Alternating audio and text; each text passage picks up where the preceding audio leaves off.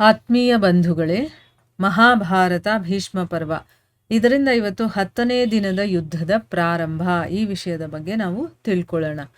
ಧೃತರಾಷ್ಟ್ರ ಕೇಳ್ತಾನೆ, ಸಂಜಯ, ಶಿಖಂಡಿ ಯಾವ ರೀತಿ ಭೀಷ್ಮರನ್ನ ಎದುರಿಸ್ತಾನೆ, ಮತ್ತೆ ಭೀಷ್ಮರು ಯಾವ ರೀತಿ ಪಾಂಡವರ ಜೊತೆ ಯುದ್ಧ ಮಾಡ್ತಾರೆ ಅನ್ನೋದ್ರ ಬಗ್ಗೆ ನನಗೆ ತಿಳಿಸು ಅಂತನ್ಬಿಟ್ಟು.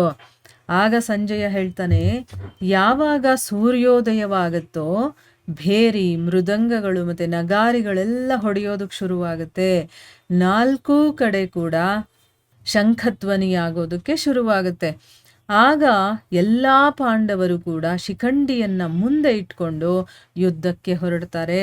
ಸೈನ್ಯದ ವ್ಯೂಹದ ನಿರ್ಮಾಣವನ್ನು ಮಾಡಿ ಶಿಖಂಡಿ ಎಲ್ಲರಿಗಿಂತ ಮುಂದೆ ನಿಂತ್ಕೊಳ್ತಾನೆ. ಭೀಮಸೇನ ಮತ್ತೆ ಅರ್ಜುನ ಅವನ ರಥದ ಚಕ್ರಗಳನ್ನು ರಕ್ಷಣೆ ಮಾಡೋದಕ್ಕೆ ಶುರು ಮಾಡ್ತಾರೆ. ಅವನ ಹಿಂಭಾಗದ ರಕ್ಷಣೆಗಾಗಿ ದ್ರೌಪದಿಯ ಮಕ್ಕಳು ಮತ್ತೆ ಅಭಿಮನ್ಯು ಇವರೆಲ್ಲ ಇರ್ತಾರೆ. ಇವರ ಹಿಂದೆ ಸಾತ್ಯಕಿ ಮತ್ತೆ ಚೇಕಿತಾನ ಇರ್ತಾರೆ. ಇವರಿಬ್ಬರ ಹಿಂದೆ ಪಾಂಚಾಲ ದೇಶೀಯ ಯೋಧರ ಜೊತೆ ದೃಷ್ಟದ್ಯುಮ್ನನಿರ್ತಾನೆ. ಅವನ ಹಿಂದೆ ನಕುಲ, ಸಹದೇವನ ಸಹಿತ ರಾಜ ಯುಧಿಷ್ಠಿರ ನಿಂತ್ಕೊಂಡಿರ್ತಾನೆ. ಇವನ ಹಿಂದೆ ತನ್ನ ಸೈನ್ಯದ ಜೊತೆ ರಾಜ ವಿರಾಟ ಇರ್ತಾನೆ. ಇವರು ಪಾಂಡವರ ಸೈನ್ಯದ ಮಧ್ಯಭಾಗದ ರಕ್ಷಣೆಯನ್ನ ಮಾಡ್ತಾ ಇದ್ರು. ಈ ರೀತಿ ಸೈನ್ಯದ ವ್ಯೂಹ ರಚನೆಯನ್ನ ಮಾಡಿ ಪಾಂಡವರು ತಮ್ಮ ಜೀವದ ಮೋಹವನ್ನೂ ಕೂಡ ಬಿಟ್ಟು, ಅಂದ್ರೆ ನಾವು ಸತ್ರು ಪರವಾಗಿಲ್ಲ ಅಂತ ಸಾಯೋದಕ್ಕೂ ಕೂಡ ಅವರು ಯೋಚನೆ ಮಾಡೋದಿಲ್ಲ, ಆ ಮೋಹವನ್ನು ಕೂಡ ಬಿಟ್ಟು ನಿಮ್ಮ ಸೈನ್ಯದ ಮೇಲೆ ಅವರು ಆಕ್ರಮಣವನ್ನ ಮಾಡ್ತಾರೆ. ಇದೇ ರೀತಿ ಕೌರವರು ಕೂಡ ಮಹಾರಥಿ ಭೀಷ್ಮರನ್ನ ಮುಂದೆ ಇಟ್ಕೊಂಡು ಪಾಂಡವರ ಕಡೆ ನಡೀತಾರೆ.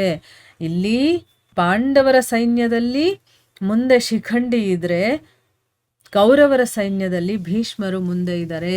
ಹಿಂದಿನಿಂದ ನಿಮ್ಮ ಪುತ್ರರು ಅವರ ರಕ್ಷಣೆಯನ್ನ ಮಾಡ್ತಾ ಇದ್ರು, ಅಂದ್ರೆ ಭೀಷ್ಮರ ರಕ್ಷಣೆಯನ್ನ ಎಲ್ಲ ಕೌರವರು ಮಾಡ್ತಾ ಇದ್ರು. ಇವರ ಹಿಂದೆ ಯಾರಿದ್ರು? ದ್ರೋಣ ಮತ್ತೆ ಅಶ್ವತ್ಥಾಮ ಇದ್ರು. ಇವರ ಇಬ್ಬರ ಹಿಂದೆ ಆನೆಗಳ ಸೈನ್ಯದ ಜೊತೆ ರಾಜ ಭಗದತ್ತ ನಡೀತಾ ಇದ್ದ. ಕೃಪಾಚಾರ್ಯರು ಮತ್ತೆ ಕೃತವರ್ಮ ಭಗದತ್ತನ ಹಿಂದೆ ನಡೀತಾ ಇದ್ರು. ಇವರ ನಂತರ ಕಾಂಬೋಜ ರಾಜ ಸುದಕ್ಷಿಣ ಇದ್ದ, ಮತ್ತೆ ಮಗಧ ರಾಜ ಜಯತ್ಸೇನ, ಬೃಹದ್ಬಲ ಮತ್ತೆ ಸುಶರ್ಮ, ಈ ರೀತಿಯ ಧನುರ್ಧರರೆಲ್ಲ ಇದ್ರು. ಇವರು ನಿಮ್ಮ ಸೈನ್ಯದ ಮಧ್ಯಭಾಗದ ರಕ್ಷಣೆಯನ್ನ ಮಾಡ್ತಾ ಇದ್ರು. ಭೀಷ್ಮರು ಪ್ರತಿದಿನ ತಮ್ಮ ವ್ಯೂಹವನ್ನ ಬದಲಿಸ್ತಾ ಇದ್ರು, ಅಂದ್ರೆ ಒಂದೇ ರೀತಿಯ ವ್ಯೂಹ ರಚನೆ ಮಾಡ್ತಾ ಇರ್ಲಿಲ್ಲ. ಅವರು ಪ್ರತಿನಿತ್ಯ ತಮ್ಮ ವ್ಯೂಹ ರಚನೆಯನ್ನ ಬದಲಿಸ್ತಾ ಇದ್ರು. ಅವರು ಕೆಲವೊಂದ್ಸರಿ ಅಸುರರ ಮತ್ತೆ ಕೆಲವೊಂದ್ಸರಿ ಪಿಶಾಚಿಗಳ ರೀತಿಯಲ್ಲಿ ವ್ಯೂಹದ ರಚನೆಯನ್ನ ನಿರ್ಮಾಣ ಮಾಡ್ತಾ ಇದ್ರು. ರಾಜ, ನಂತರ ನಿಮ್ಮ ಮತ್ತೆ ಪಾಂಡವರ ಸೈನ್ಯದಲ್ಲಿ ಯುದ್ಧ ಶುರುವಾಗುತ್ತೆ. ಎರಡೂ ಪಕ್ಷದ ಯೋಧರೂ ಕೂಡ ಒಬ್ಬರು ಇನ್ನೊಬ್ಬರ ಮೇಲೆ ಪ್ರಹಾರವನ್ನು ಮಾಡೋದಕ್ಕೆ ಶುರು ಮಾಡ್ತಾರೆ. ಅರ್ಜುನಾದಿ ಪಾಂಡವರು ಶಿಖಂಡಿಯನ್ನ ಮುಂದೆ ಮಾಡಿ ಬಾಣಗಳ ಮಳೆಯನ್ನ ಸುರಿಸ್ತಾ ಭೀಷ್ಮರ ಮುಂದೆ ಬಂದು ನಿಂತ್ಕೊಳ್ತಾರೆ.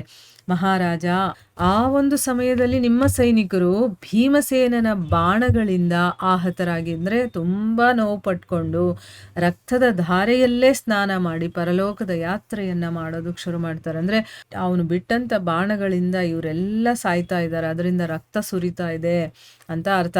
ನಕುಲ, ಸಹದೇವ ಮತ್ತೆ ಮಹಾರಥಿ ಸಾತ್ಯಕಿ ಕೂಡ ತನ್ನ ಪರಾಕ್ರಮದಿಂದ ನಿಮ್ಮ ಸೈನ್ಯಕ್ಕೆ ಕಷ್ಟವನ್ನು ಕೊಡೋದಕ್ಕೆ ಪ್ರಾರಂಭ ಮಾಡ್ತಾರೆ. ನಿಮ್ಮ ಯೋಧರು ಕೂಡ ಸರಿಯಾದ ಏಟು ಬಿದ್ದ ಕಾರಣ ಪಾಂಡವರ ವಿಶಾಲ ಸೈನ್ಯವನ್ನ ಅವ್ರಿಗೆ ತಡೆಯೋದಕ್ಕಾಗ್ಲಿಲ್ಲ.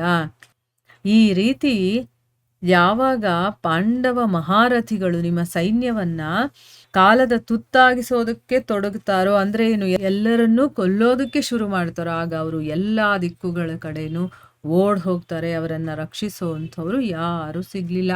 ಅಂದ್ರೆ ಈಗ ಅವರಿಗೆ ಎದುರಿಸೋದಕ್ಕಾಗ್ತಾ ಇಲ್ಲ, ಅದಕ್ಕೋಸ್ಕರ ಅವರು ರಣಭೂಮಿಯನ್ನ ಬಿಟ್ಟು ಓಡ ಹೋಗ್ತಾ ಇದ್ದಾರೆ.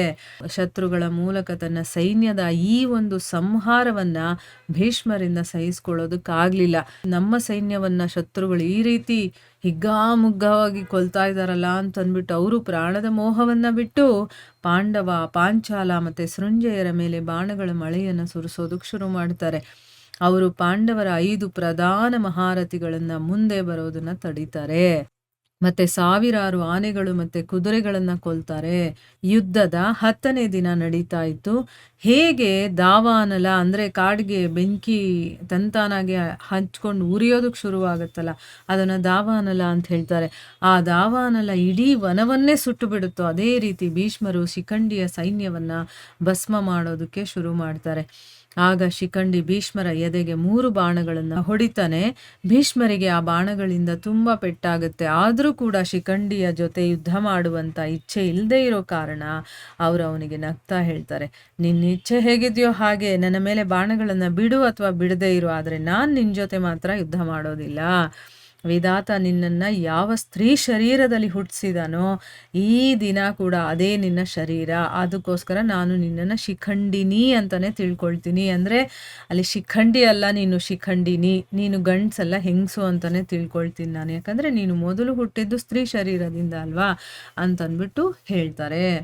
ಅಂದರೆ ಅವರು ಹೆಂಗಸರ ಜೊತೆ ಯುದ್ಧ ಮಾಡೋದಿಲ್ಲ. ಅದಕ್ಕೋಸ್ಕರ ಅವಳು ಮೊದಲು ಶಿಖಂಡಿನಿಯಾಗೆ ಹುಟ್ಟೋದು, ಆದರೆ ಆಮೇಲೆ ವರವನ್ನು ಪಡೆದು ಅವಳು ಗಂಡಸಾಗಿರೋದು.